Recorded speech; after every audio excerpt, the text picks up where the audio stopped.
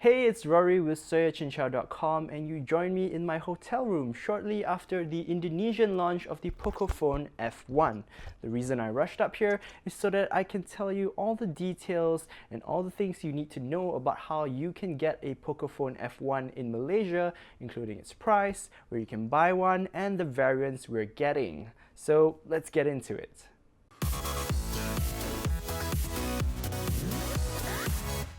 So first things first, what is a POCOPHONE? Well, POCOPHONE is actually a sub-brand from Xiaomi, which is like, kind of a big deal smartphone manufacturer. I mean, they're only the fourth largest smartphone manufacturer in the world. You probably already know them by now. But this sub-brand is a small team of engineers, a small team of people who have built this smartphone, the F1, with the sole purpose of giving everyone the most power, the most flagship level performance at the most affordable price point.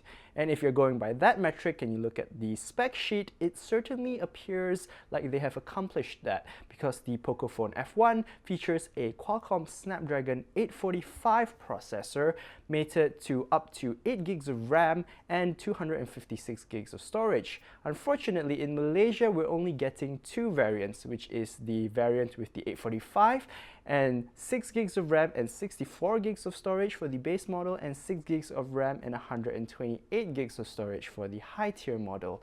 What's more, these storage options are actually expandable, so if you're really missing out on that storage, you can just plunk in a micro SD card and you should be good.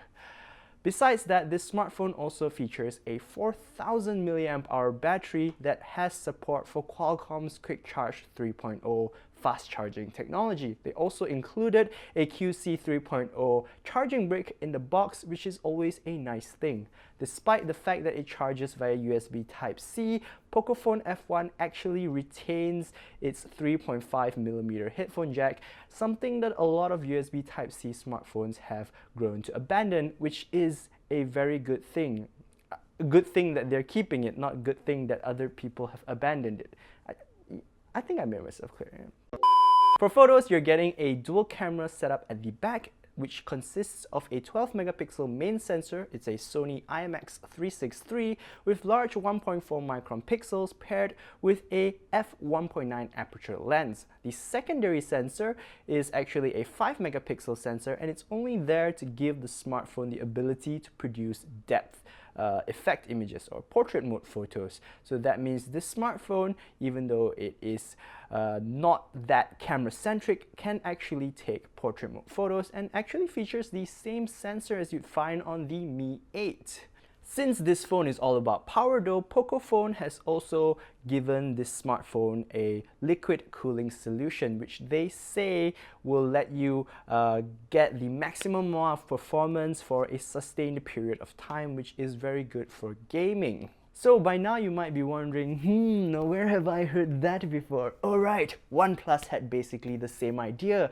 And you're right, but the OnePlus One was also more than just its hardware. It was also about the software, where the OnePlus One actually ran on a near stock Android experience. Unfortunately, the POCOPHONE does not run on a near stock Android skin. Instead, it runs on a customized version of MIUI. So it's MIUI for POCO, which is actually not that bad. It's not as bad as you think it is if you're an Android purist, because yes, it does look a lot like MIUI, but they've done, at least POCO has done, a lot of optimizations under the hood. So it's supposed to be faster, it's supposed to scroll better and stuff like that. But the most notable difference is the inclusion of an app drawer, which you can access by swiping up from the home screen, much like you'd find on a normal stock Android smartphone.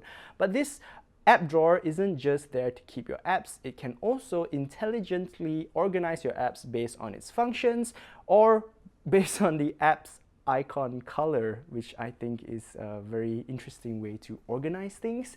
And of course, if you don't like any of that, you can just turn it all off and you'll just be like a normal app drawer with the search bar at the bottom, which for me, that's a-okay. Oh, and of course, the display. In true 2018 fashion, the POCOPHONE has a large display up front. It's a 6.18-inch Full HD Plus screen with a notch in it. And this time, it's actually a very big notch. It's probably one of the biggest notches I've seen. But there is a reason for that, because besides the 20 megapixel selfie shooter with AI beautification features built up front, you also get infrared sensors or scanners that can actually detect your face and help you unlock the phone via face unlock even in the dark. And honestly, after using this face unlock, it's actually really fast. It reminds me a lot of the OnePlus 6, where it's just like you unlock and it goes BAM, you're in. Press the button and it goes BAM, you're in. It's seriously so fast. But of course, there are security concerns with 3D face unlocking, and POCOPHONE actually informs you about that when you try to register your face. So if you don't like that, you can just ignore it and use the rear-mounted fingerprint scanner instead, which is also really fast. However, a phone like this, of course, isn't without its compromises. And the first thing you'll notice when you pick up the POCOPHONE F1 is that the phone isn't made from any nice exotic material that gives it a premium feel. Instead, it is made from polycarbonate, which feels very plasticky. So that sort of diminishes the flagship feel of this handset, but the phone does have really nice rounded edges, so it actually fits really nicely in your hand, and it has a nice heft to it, which is desirable, for me at least. However, the POCOPHONE F1 does lack a lot of flagship-like features like, for example, IP68 water resistance or wireless charging. But I don't think those things would matter when you hear how much this smartphone will cost in Malaysia. So remember, Malaysia, there are two spec variants, one with 64 gigs of storage and one with 128 gigs of storage. Both have 6 gigs of RAM, both have a Snapdragon 845 processor. And the base model, the 64 gig version, will retail for 1,237 ringgit. Let that sink in. 1,237 ringgit. That is mid-range price, and you're getting an Snapdragon 845 processor, 6 gigs of RAM and 64 gigs of storage. That is a killer price. And if you want a little more storage, you can opt for the 1 to 8 gig version, which will retail for 1,428 ringgit. That means the POCOPHONE F1 just became the most affordable smartphone to officially launch in Malaysia with a Snapdragon 845 processor, beating out its sub-brand, or rather its main brand rival, the Xiaomi Mi 8. That is unbelievably affordable. The POCOPHONE F1 will go on sale in Malaysia from the 30th of August onwards at all authorized Mi outlets and online at lazada.com.ny. What's more, Xiaomi Malaysia is also offering the first 200 customers to pick up a brand new POCOPHONE F1 at their new Mid-Valley Mi store, a pair of Mi Sports wireless Bluetooth headphones worth 93 ringgit. Unfortunately, since SST is coming back, the price of the POCOPHONE will actually go up on the 10th of September to 1,299 ringgit for the 64 gig version and 1,499 ringgit for the 128 gig version. Yes, it is a price bump, but it is still a really affordable price tag. Honestly, I'm really excited to give this smartphone a full review. I'm definitely interested to see if it lives up to the hype and what you really have to sacrifice to use this smartphone to get this kind of performance at this price. So stay tuned for that. In the meantime, let me know what you guys think of the POCOPHONE F1.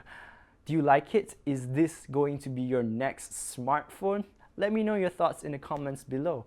I hope you liked this video. If you did, be sure to give it a thumbs up. Don't forget to subscribe to our YouTube channel. Don't forget to click on the bell icon. Don't kick it. I mean, you can kick it, but you know, RIP your screen.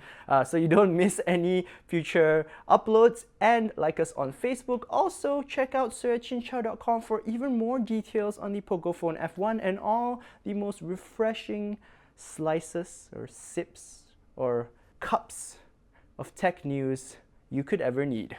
That's it. I'm Rory from searchinchow.com. Thank you guys so much for watching. I'll catch you in the next video. Bye!